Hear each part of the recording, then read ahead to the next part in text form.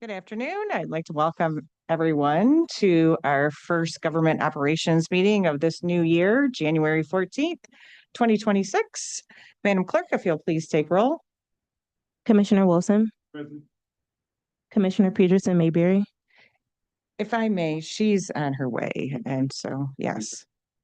Commissioner Knizik has requested an excuse. Commissioner Killeen, Chair Clemente, Here. we have a quorum present. Thank you. Next item, please. B, Chairwoman's remarks. Just Happy New Year, everyone. And we're going to have a great year. So let's move on to the approval of the December 10th, 2025 meeting minutes. Can I get a motion, please? Okay, moved by Commissioner Wilson, supported by Commissioner Clean. All those in favor, please indicate by saying aye. Thank you. I'm also an aye. Next item, please.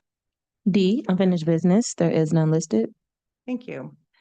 So in our new business, our first four items are receive and file. So we'll just start with one, but we'll vote at the end. And if we could make note that Commissioner Peterson Mayberry has joined us. Duly noted. And Madam Clerk, if you will read in item number 1, please. Item 1, forwarding report on Indigent Defense Services Department activities, including the number of cases, number of assigned service providers, number of cases per service provider, cost per period, and other annual statistics and similar statistics for the activities of Neighborhood Defender Service. And I know that we have the department head and her colleagues here, if they would like to come to the table to see if our commissioners have any questions, or if you want to say a few words, if you would please introduce. Oh, that was me. Sorry, I was timing 5 minutes. Commissioner Mayberry. You got it. It's a teacher in me. Thank you for joining. If you could please introduce yourselves, and then if you want to say a few words, and then we'll go into questions. Very well. Good morning, Commissioners. Robin Diller-Russo, Director of Indigent Defense Services. And good afternoon, Angela Peterson, Sign Council Administrator. Kimberly Dorsey, Fiscal Grant Manager. Through the chair, I feel like we've been before you so many times in the last few months. You pretty much know our story at this point. So our departmental report simply is highlighting, the continuation of the grant-funded activity that's mandated by the standards. We typically have one issue I wanted to point out. We typically have a criminal case by tier report from the Third Circuit Court. It's usually given to us in January. So we didn't have the statistics for 25 as the calendar year, but we expect we would get that soon from the court. So that's really the only change. The continued updates, we continue to have really good success with our use of resources, investigators, and experts. As a matter of fact, we've gotten a lot of good feedback from assigned counsel in case outcomes, if you will, in the use of our resources, especially our Defender Support Unit, which is our social workers. So we continue to develop our case information, but we're seeing a trend that when we really get into the granular detail of case outcomes, it is going to come through our social workers who have that intricate knowledge of the case and how their assistance has helped with those case outcomes. So we expect to have a little bit more data surrounding that in 26. But certainly we just continue to keep the same statistics. We were before you on the NDS contract already, so you're aware that they were the only bidder for the new public defense office, which is not really new, but and then certainly we've moved our office, and then we now have the fiscal 26 MIDC contract. So as it relates to our operations, all of our contracts have passed through this body. You've approved them, and we have just been moving forward. Mm-hmm. Very nice. I've read through all of this. I do not personally have any questions because it's like we've been talking about this for a long time. There might be questions here by other commissioners. Commissioner Clean, do you have a question? Yes, go right ahead. Okay. You'll indulge me, Madam Chair. I have a couple of questions. Sure. Have the confidential meeting rooms come up to snuff yet? I mean, first of all, thank you for a comprehensive report. Mm-hmm. It's fantastic to see. Very well done. So are those, because I know that was right from the very beginning. I was hearing from attorneys, like we can be interviewing our client and they can hear us halfway down the street. Mm-hmm. Is that all taken care of now? As- Are those rooms complete? So as far as, so the last walkthrough we had, Commissioner Colleen, was probably a couple of months ago with the state. So the state did come down. October. Yeah, October. And they did come down as a part of their monitoring, if you will, for the noncompliance and did a walkthrough. There was significant improvement in the meeting spaces. We actually did a layperson test. Certainly, we're not acoustic experts, but we did sort of a layperson test. You could not hear. We went into the courtrooms. You couldn't hear there. So there has been marked improvement. Our understanding is that the county is awaiting that expert report about the acoustics, like do they meet a certain standard for review, Okay. that type of information so that we can share that with the commission. But from a very general walk into the room, Yeah. we have not heard any complaints. And then also too, if you remember, the attorneys have the option to still use Zoom, which a lot of them do because they can do it at their office, and they can use what is it? Via Path, which is also another electronic online meeting option. So this is really so when we talk about confidential space, obviously that's the physical space, but there are other confidential means to meet with clients. But I imagine just for like a lot of professionals, doing it face to face Of course, is better than electronic. because they can share discovery, they can discuss it with their client confidentially in person. So we have not personally, our department has not personally received any further complaint from attorneys. But again, the MIDC itself comes down, the staff members come down, and we've done a walkthrough with court counsel of those spaces. I also want to ask about, with the advent of the MIDC, you have funding for bringing in your own experts, or the attorneys do, Yes. on the case. Was that possible before the MIDC? Minimally, Minimally. with- So with the consent of the jurors, Correct. consent of the judge. judge. I would say the budget for expert witnesses likely before MIDC funding was less than $250,000 a year. Can the judges, because the way you said it, it sounded like you said jurors, but it sounded like juries. I'm like, juries? Jurors have to approve? So, is that still the case? The judge has to approve? No. Excellent. So, I'm delighted to see that. And when you get to because I've been saying this for a couple of years now, Okay. the outcomes, right? The outcomes. Mhm. What's the difference in the conviction rates and all that kind of stuff? Because we have adequate counsel now for defendants. So I'll look forward to that. And I guess we'll get a sense of what having your own expert witnesses has done. Yes. Couple other things here.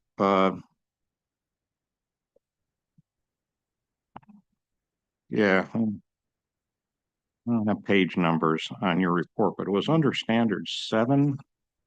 I believe, no, maybe not. The qualification and review, Commissioner Colleen? Qualified attorneys for the different tiers, Yeah. right? Yes. Do you feel like you have enough attorneys? Took me a minute to figure out what the different Tiers were. tiers were. Mhm. Like, how come they're all in tier 4? But now I understand. So do you have an adequate pool that you're drawing from, do you think?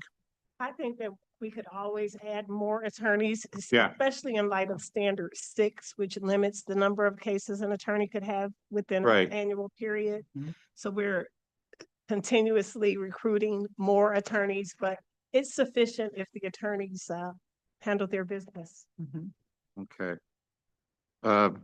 Commissioner Colleen, if I could add to that, the good thing is that, at least from a public defense view, like NDS, they do a law grad program.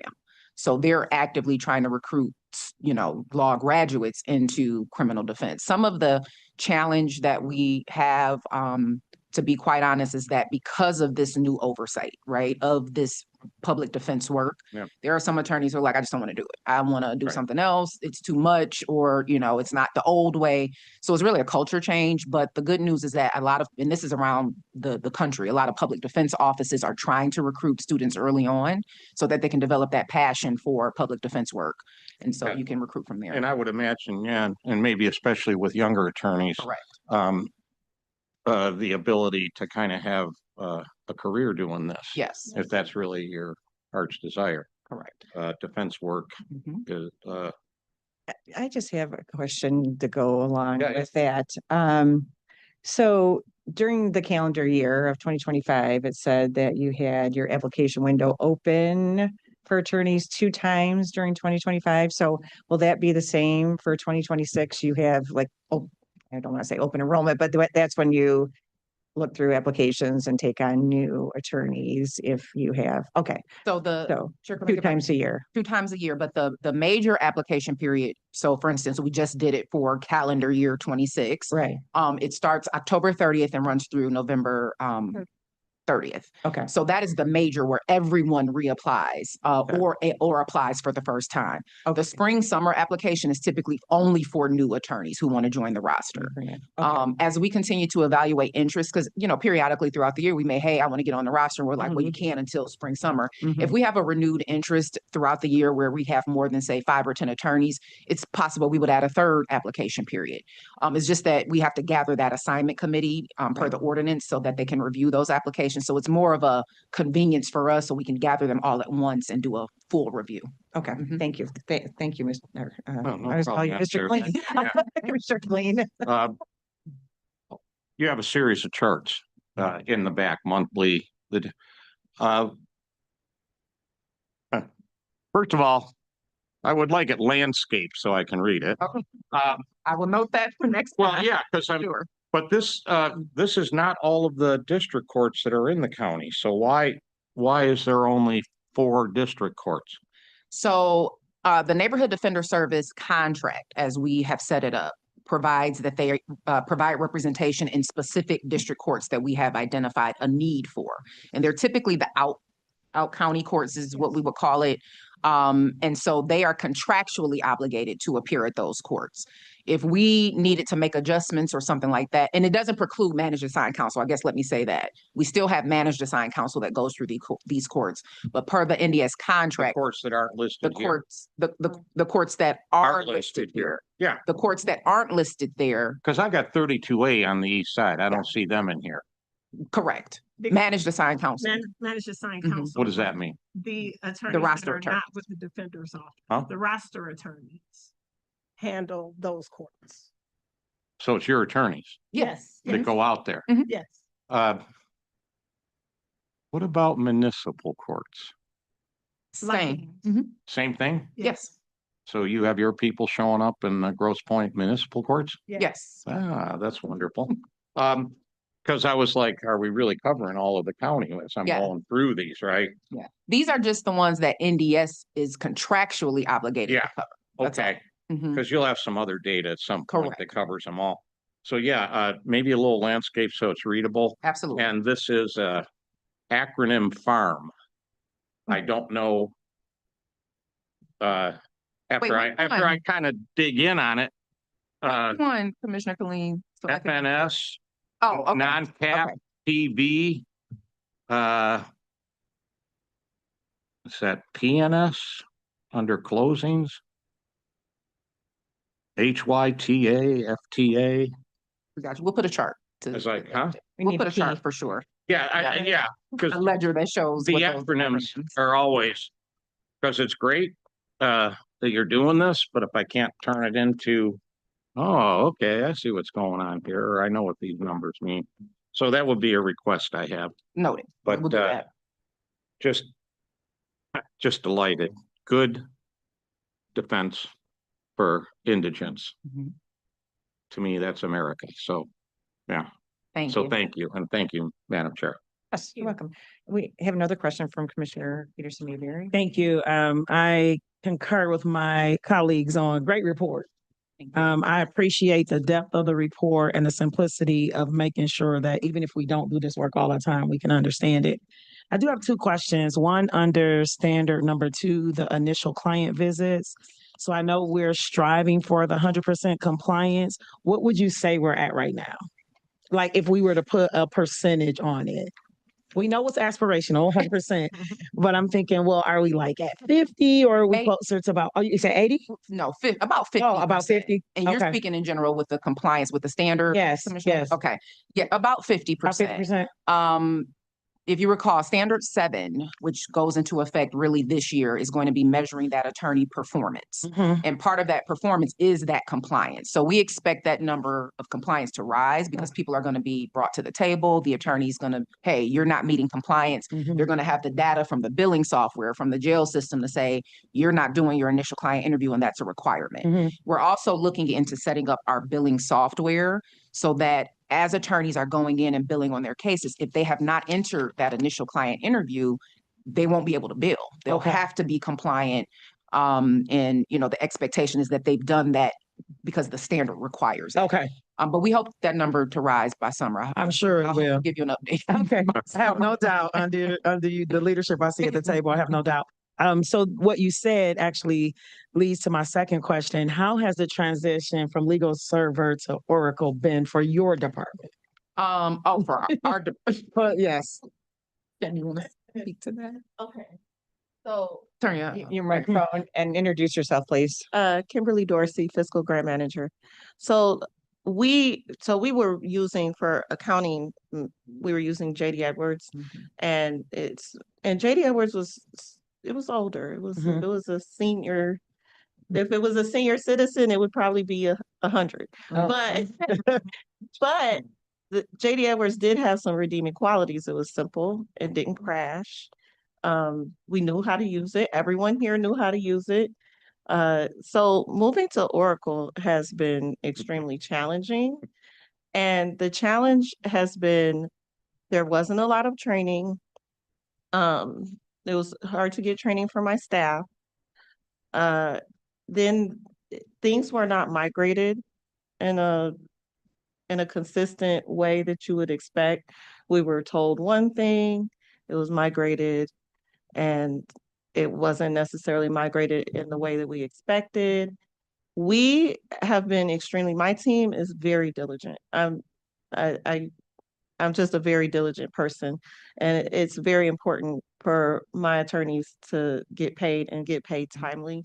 So I was ahead of the curve for most of what I needed to get done. So I was probably one of the first departments that said, here's my 600 vendors. This is what type of vendor they are. This is if they have direct deposit or not. This is how I want their information migrated. So I gave them lists. I didn't just wait and see. I was on top of it. And when or if I found variances or differences, I was on top of that as well. And I also report biweekly whatever challenges that I've been having to Robin. And that memo has been it has been shared with the CFO and his team. Okay. So we are very I'm very lucky that I have Robin to support me with this. But it has been challenging, but I could say that it could have been a lot worse. Like from sitting on the meetings that we used to have for they had meetings that were for like if you had problems or whatever for that first month, they called it critical care. Listening to other people that weren't as diligent, they ran into more problems than what I did. And so that's good feedback because, as the commissioners, Oracle is that thing that we hear about. And so the work that all the departments do, but I could even imagine the brevity of what you have, it needing to be a smooth process for this. And so the contract ended in December. So now you're only Oracle, no longer legal server, right? Well, and so what you're speaking of, Commissioner Mayberry, is the attorney vendors' ability to go into legal server and do some work. Yes. So yes, that Okay. transition, because we moved the investigator expert request and the defender support unit, the social worker request into Oracle, that was very successful. Oh, okay. We got a lot of good feedback about that. Now it's all on one platform in Oracle. So we have two different things, right? We have the county side Oracle, and then we have our attorney billing platform. Okay. That was built on the Oracle platform as well. And so the developers creating these additional resources for the attorney in Oracle has been very successful. Okay. As a matter of fact, we even have a little write-up that we are going to get that the CEO's office has now about this transition. Oh, for so these that's good to attorneys. hear. Yeah, so it worked out very well. For them. Okay. Last question I have is in regards to the training. So pretty extensive training that's happening, which is great. Of the 446, and I'm under standard one now, but of the 446 attorneys that went through the training, what percentage of that were only like our attorneys? Because I know this said that they came from, out of the state and across the state and things of that nature. About Like 250. About 250, so about half, a Mhm. little bit under. Okay, great. Thank you. Yep, thank Thank you, you. Madam Chair. Mr. Wilson, are you have any questions or are you good over there?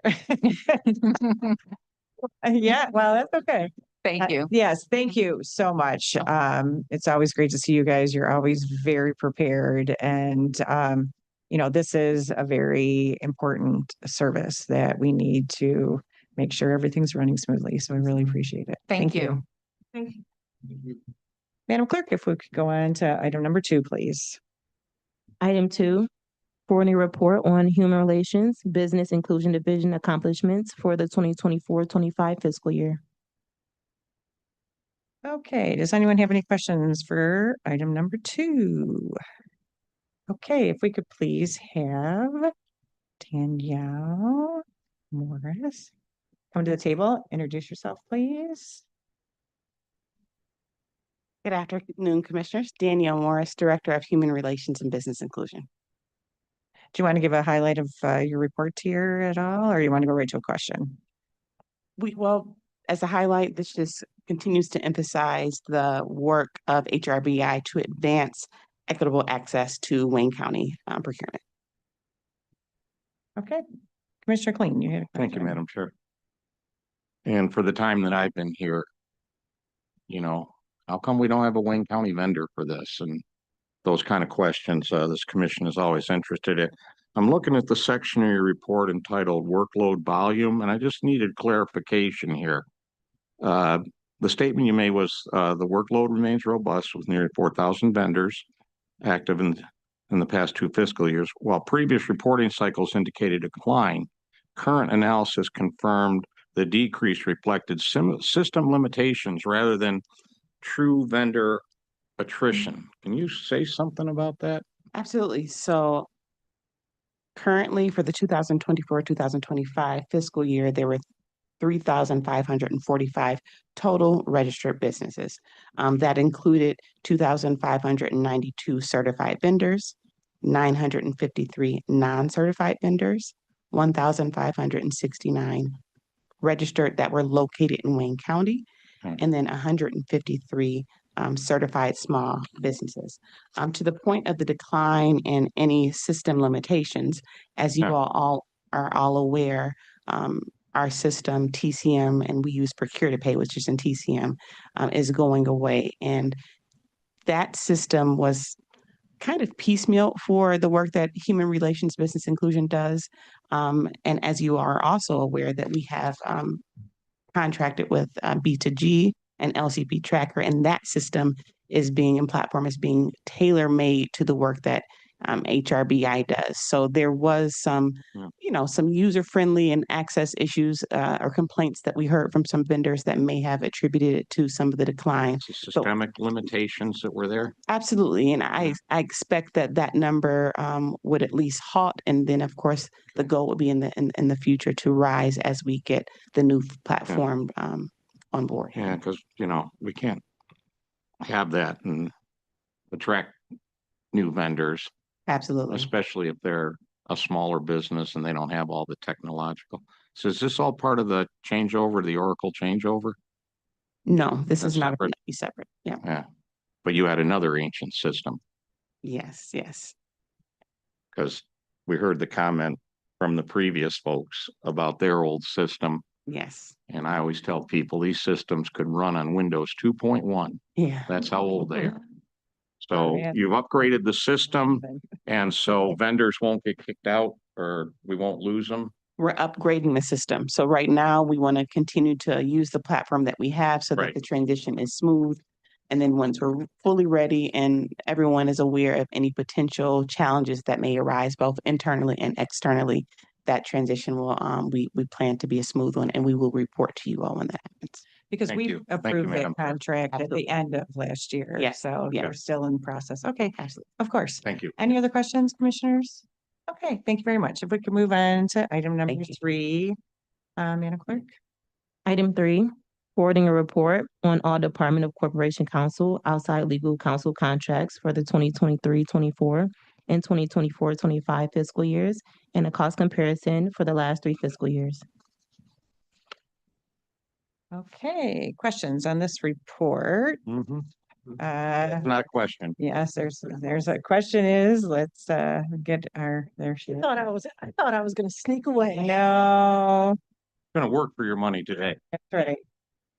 Good afternoon, Sue Hamud, Deputy Corporation Counsel. So we have 3 years of reports of all the outside counsel that we have had. And of course, it just keeps going up, up and up. Commissioner Clean, go right ahead. I'm putting in a request for landscape again. Oh, I got about 2 pages into this and I'm so tired looking at this print. I just fell asleep. You see, I brought mine on the iPad for memory. Yeah, I know. Well, and it's not just you. I want to tell you, a lot of these reports we get, people just hit print.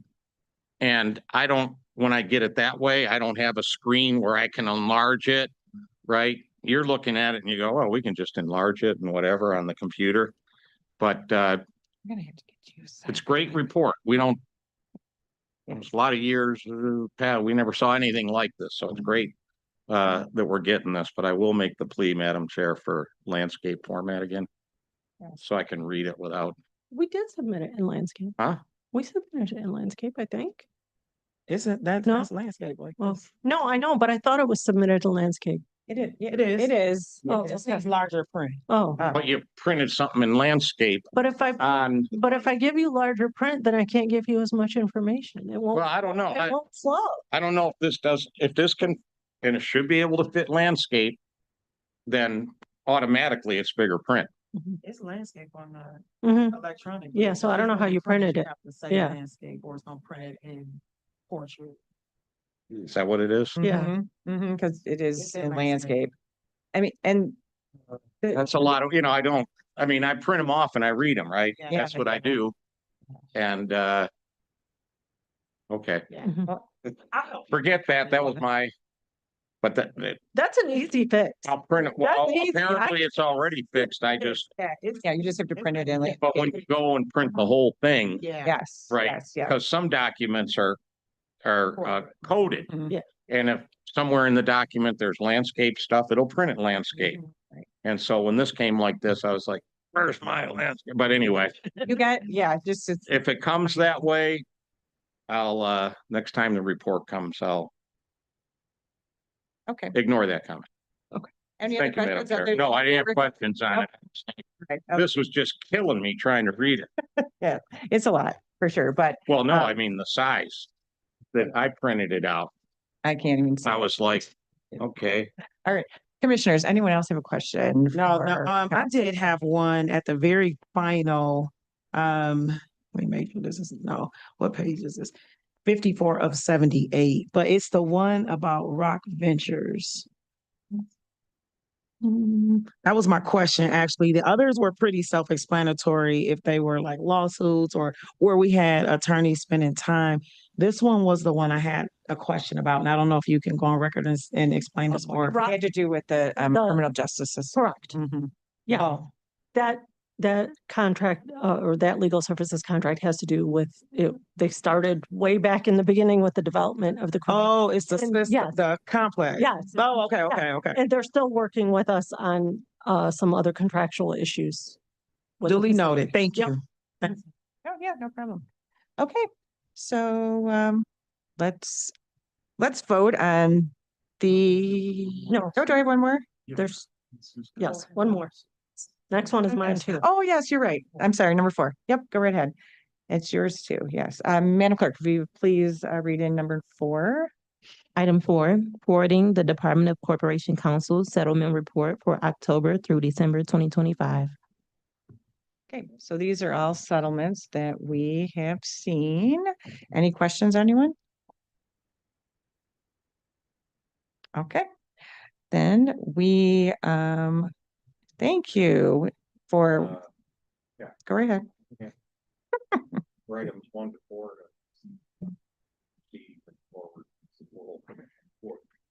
Okay, we have a motion by Commissioner Cleen, supported by Commissioner Wilson. All those in favor, please indicate by saying aye. Any opposed? Okay, motion passes. Can we please move on to item number 5? Item 5, requesting commission approval of a settlement in the matter of Hani Hashim v. McKay. Corporation Counsel has reviewed the litigation and is of the opinion that a discussion of trial or settlement strategy in connection with specific pending litigation in an open meeting will have a detrimental financial effect on the county's litigation or settlement position. Therefore, a closed client counsel session is requested. Okay, at this time, we need to take or get a motion to go into closed session. Okay, so we have that motion by Commissioner Peterson Mayberry, supported by Commissioner Cleen. We could please do roll call vote. Commissioner Wilson? Yeah.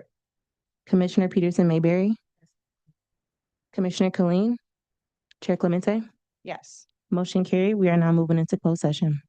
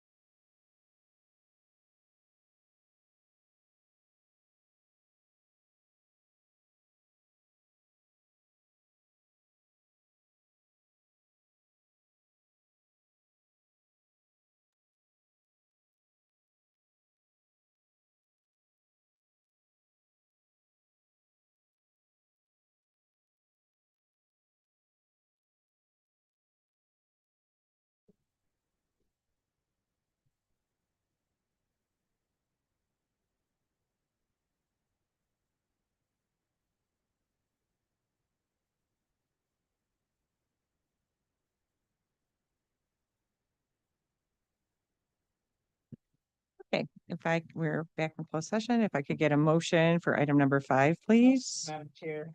And thank you. So it was moved by Commissioner Peterson Mayberry, supported by Commissioner Clean. All those in favor, please indicate by saying aye. Any opposed? Thank you. Next item, Madam Clerk. F, such other matters as may be properly submitted before the committee. I know of none. Next item. G, public comments. Are there any emails, anyone on Zoom or the telephone that would like to make a public comment at this time? You have 2 minutes. No emails were received and no one on Zoom indicating that they would like to speak. Okay, anyone in the chamber that would like to make public comment? Going once, going twice. Okay, public comment is now closed. Next item, please. Adjournment.